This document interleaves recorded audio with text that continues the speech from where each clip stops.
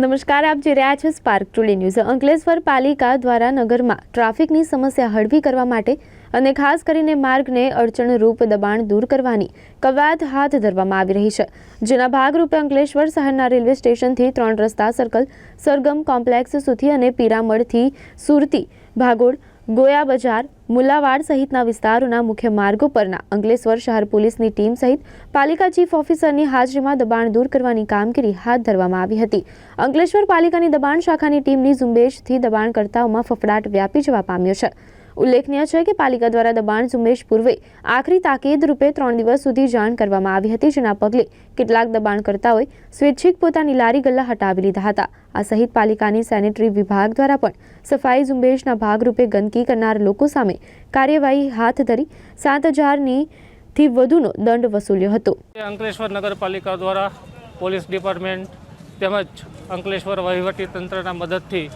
અંકલેશ્વરના મુખ્ય માર્ગો ઉપર લારી ગલ્લાઓ તેમજ પાથરણાવાળા જે દબાણ કરે છે એ દબાણ હટાવવા માટેની ઝુંબેશ શરૂ કરવામાં આવેલી હતી। આ લોકોને અગાઉથી 3 દિવસ આપણે રિક્ષા ફેરવી અને સ્વયં હટાવવા માટે તાકીદ કરવામાં આવેલી હતી,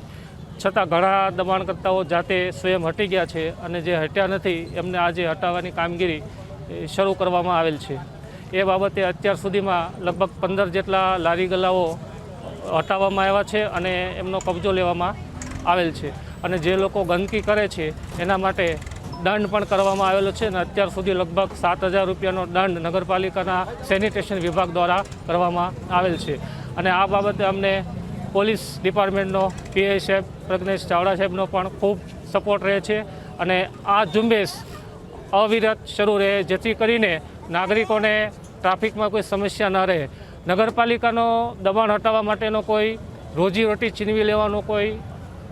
અર્થ નથી અને એ માટે અમે કામ નથી કરતા, પણ સામાન્ય લોકોને તકલીફ ના પડે એના માટે અમે આ ઝુંબેશ કરીએ છીએ।